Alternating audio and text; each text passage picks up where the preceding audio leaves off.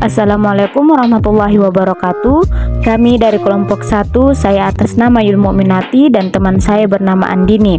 Kami dari Prodi D3 Kebidanan, Fakultas Ilmu Kesehatan, Universitas Cokro Aminoto Makassar. Puji syukur atas kehadirat Allah Subhanahu wa Ta'ala yang telah melimpahkan nikmat kesehatan, dan tak lupa pula juga kita kirimkan salawat dan salam atas junjungan Nabi besar Nabi Muhammad SAW yang telah membawa kita dari alam gelap gulita menuju alam terang menderang seperti saat ini. Pada kesempatan kali ini, kami akan memaparkan sebuah materi yang berjudul Masalah Kebidanan Komunitas. Materi pertama akan dipaparkan oleh saya sendiri, yaitu kematian ibu dan bayi. Kematian ibu adalah kematian yang terjadi pada ibu selama masa kehamilan atau dalam 42 hari setelah berakhirnya kehamilan, tanpa melihat usia dan lokasi kehamilan, oleh setiap penyebab yang berhubungan dengan atau diperberat oleh kehamilan atau penanganannya, tetapi bukan oleh kecelakaan atau incit. Kematian bayi menurut Depkes RI tahun 2009 adalah kematian yang terjadi saat setelah bayi lahir sampai bayi belum berusia tepat 1 tahun. Sedangkan menurut SDKI tahun 2003, AKB sebesar 35/1000 kelahiran hidup. Sedangkan berdasarkan perhitungan BPS tahun 2007 sebesar 27/1000 kelahiran hidup. Adapun target AKB pada MDGs 2015 sebesar 17/1000 kelahiran hidup.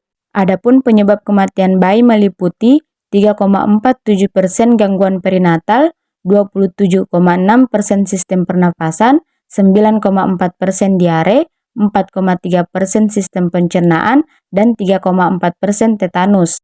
Masalah kedua adalah kehamilan remaja. Di Indonesia rata-rata kehamilan remaja terjadi pada usia 14-19 tahun. Hal ini didapatkan dari hasil survei Knowledge, Attitude, Practice. Kehamilan remaja adalah kehamilan yang terjadi pada wanita usia 14-19 tahun, baik melalui proses pranikah atau nikah.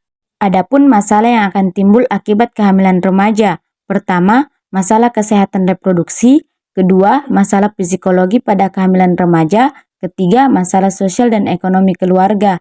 Masalah kebidanan komunitas selanjutnya adalah unsafe abortion atau aborsi tidak aman.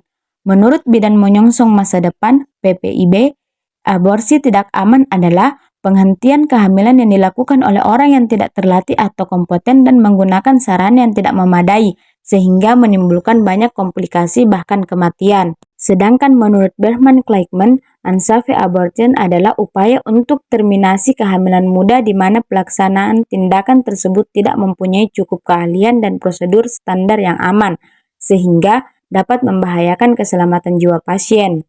Penyebab terjadinya unsafe abortion. Pertama, alasan kesehatan, di mana ibu tidak cukup sehat untuk hamil. Kedua, alasan psikososial, di mana ibu tidak sendiri tidak punya anak lagi. Ketiga, kehamilan di luar nikah. Keempat, masalah ekonomi. Menambah anak akan menambah beban ekonomi. Kelima, masalah sosial, misalnya khawatir adanya penyakit turunan. Keenam, kehamilan yang terjadi akibat perkosaan. Ketujuh, kegagalan pemakaian alat kontrasepsi.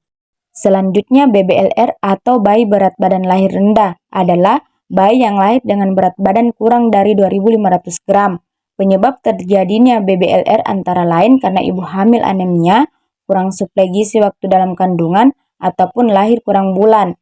Bayi yang lahir dengan berat badan rendah perlu penanganan yang serius, karena pada kondisi tersebut bayi mudah sekali mengalami hipotermi yang biasanya akan menjadi penyebab kematian. Materi selanjutnya akan dipaparkan oleh teman saya, yaitu Andini. Kepada Andini, saya persilahkan.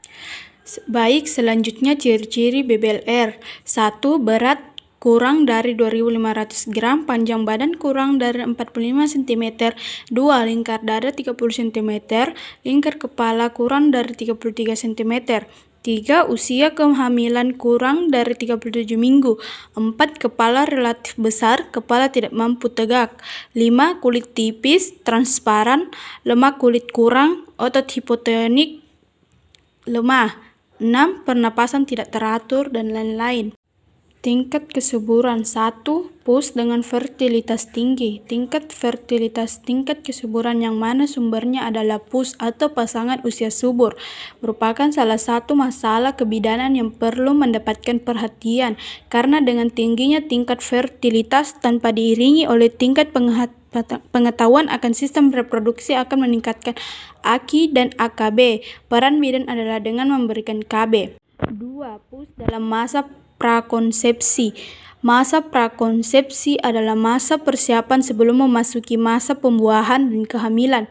Pada masa ini pasutri atau pus dapat merencanakan kehamilan dengan berbagai persiapan yang lebih matang. Pertolongan persalinan oleh tenaga non-medis. Pertolongan persalinan oleh tenaga non-medis yaitu proses persalinan yang dibantu oleh tenaga non-kesehatan yang biasa dikenal dengan istilah dukun bayi. Dalam tatanan masyarakat yang masih memegang tradisi adat, dukun masih memegang peranan yang sangat penting. Adanya asumsi pada masyarakat bahwa melahirkan di dukun mudah dan murah merupakan salah satu penyebab terjadinya pertolongan persalinan oleh tenaga non-kesehatan. PMS atau IMS. IMS adalah penyakit yang dapat ditularkan melalui hubungan kelamin atau kontak intim. Menurut Jan Tambayong 2000-195, IMS adalah penyakit yang disebabkan karena adanya invasi organisme virus, bakteri, parasit, dan kutu kelamin yang sebagian besar menular melalui hubungan seksual, baik yang berlainan jenis ataupun sesama jenis.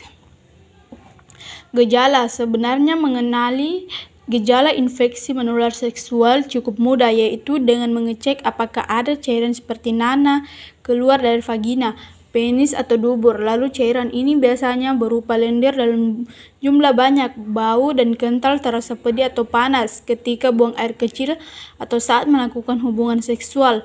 Nyeri di perut bagian bawah pada wanita dan di buah sakar pada pria, serta bokong dan kaki. Itulah tadi materi yang kami paparkan. Kurang dan lebihnya mohon dimaafkan. Wabillahi taufiq wal hidayah. Wassalamualaikum warahmatullahi wabarakatuh.